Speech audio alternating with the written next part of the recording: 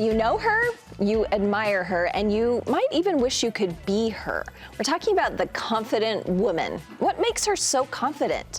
Well, my next guest says it's not a new beauty routine or a carefully curated Instagram page, but rather the small daily habits that define who she is.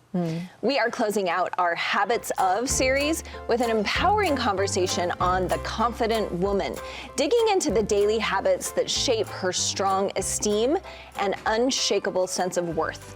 I am back with Studio 5 contributor Shima Bachman. Hi, Shima. Hi. Thanks for being here. Okay, Yes. so let's talk about why confidence is such an important trait for women specifically. Yeah, I think it's something that, because women are sometimes naturally more humble and don't want to be assuming or don't want to offend people, I think we sometimes downplay our strength and our knowledge and our experience. And so that's something I think especially women struggle with. I know you are a professor, and sometimes I help high school students, and I say, I know we tell you your whole life to be humble and have humility, but not right now. Yeah. Right now, when you're applying for this job or you're doing this interview, you own this and show me so true. all your I always stuff. tell my students the same thing. They'll write these scholarly articles. They're law students, so they've now had several years of education, some of them third-year law students, which means 7 years of training, and they write their papers sometimes with this kind of bashful tone, and it's like, no, you're the expert on this. You've been studying this. You're a lawyer almost, right? I think, there's that confidence that we need to express. And it's a balance. So we're going to talk about, you pulled together 3 habits you believe make a confident woman. Yes. And where do you think a confident woman should get her confidence? Oh, so this is the key, I think, because part of confidence is, growing up, I think there was this idea of it's self-esteem. Like you get it from within, right? It's somewhere within your body, you get this. And what if you don't get that from within? And I think a more natural source for me, and what, as I've grown up, I've really relied on, is what I call divine esteem. And so, whether you believe in God or something else, but it's coming from outside of you. And I think to me, that's a more lasting source of esteem, because when you think of self-esteem, sometimes it's tied to how you look or what you've accomplished or how other people might portray, interpret how you're acting, or, what other people might feel about you. Whereas I think the divine esteem, it's constant. It's not going to change. It doesn't matter how you act or how other people think of you. And I think in my life, sometimes I've had, reliance on that esteem where I felt very unpopular in other markets. Do you know what I mean? Where like I'll get my student evaluations and I'm at the bottom of the bottom, like where a couple of people just didn't like me. There's always somebody that didn't like you and you're feeling bad, but then I can go to turn to my divine esteem and say like, well, I'm a daughter of God and he loves me. And really that does help me. I know it sounds silly, but that does help me. That's where I get centered. It's like, okay, I'm here and it's okay that these 2 people didn't like me this semester. Yes. God loves me. Yes, and I think we talked earlier this week too about reliable friends, but when you have that divine esteem, that's something, it's reliable, it's constant, it doesn't change. You know that approval, if we want to use that word, is always there. I think so, and you think sometimes when you're growing up, you rely on your parents for your self-esteem, right? If they tell you you're hardworking or you're beautiful, and you kind of rely on those compliments, but I think something about maturing and growing up and becoming a confident woman is realizing that you don't need external validation, only validation from above. How did you instill that into your own kids? Yeah, so that's the thing. It's funny. I think growing up for us, it was, we used to tell our daughters they're beautiful. You're so cute. You're so, and then we learned you shouldn't do that, because then, there might be some complexes there when they age or when they, gain weight or something. But then it was like, well, praise them for working hard or doing well in school. And I just think that doesn't satisfy either, because there's going to be times where you fail something and you're not the best, or you get a C, or, whatever it is. And so I think really neither of those work. And I think for me and my kids, I really try to focus on not, you're working hard or that, and that's great, which a lot of parents say, but really like you're a child of God. Did you know that? And I'll tell my daughter, why do you think I love you? And I'm like, I love you because I'm your mom, but God also loves you too. You're a daughter of his, and he loves you because you're a daughter. And there's nothing she can do to take that away, right? Nothing she can do that makes her feel less than.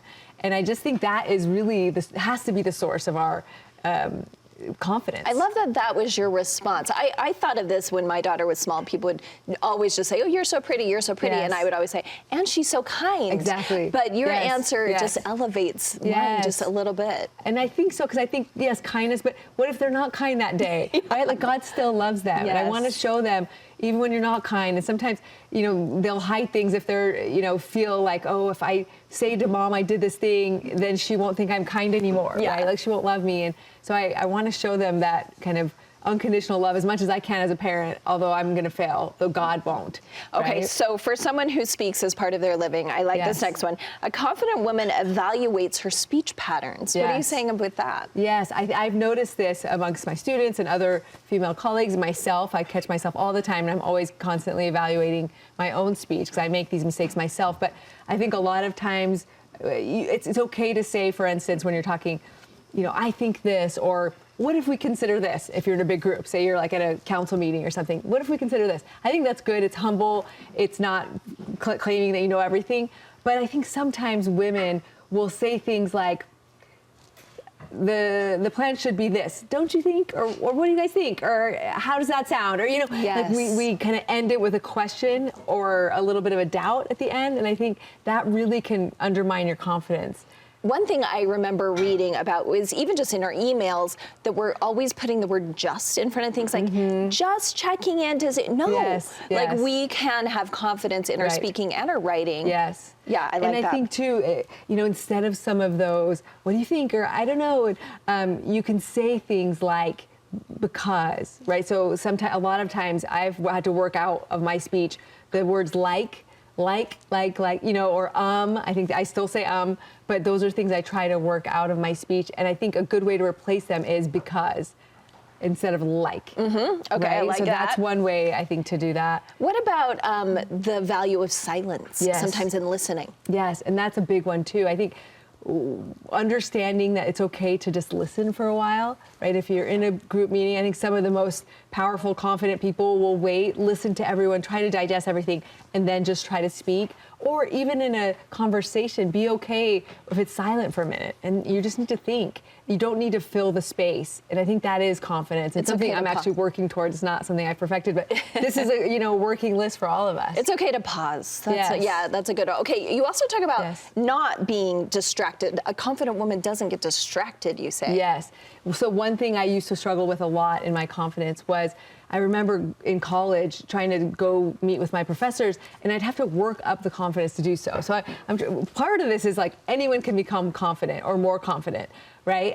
I would struggle. I would have to think about it all day and get the courage, and then I'd go to the professor's office. And then after I talk to them, the whole time I'm worried about how they're perceiving me and what are they thinking about me, and oh, I just said that thing wrong, or I bumbled those words, and then I'd leave and thinking about it. That what I said, and oh, I feel so stupid. And I know women do this because I do this and I've done this. And so I think the important thing when we're in these kind of interactions, particularly ones that might intimidate us, is to try not to think about anything that's going to distract you, like how you look and what they're thinking about. Just focus on the message and just focus on the conversation. Try to be really present with that person, right? Focus on them and the message rather than on yourself and how they're perceiving you, and trying to read micro clues on, are they thinking I'm an idiot right now?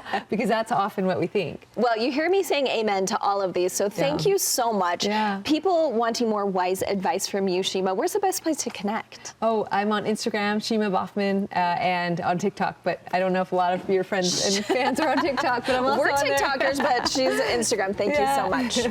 Thanks.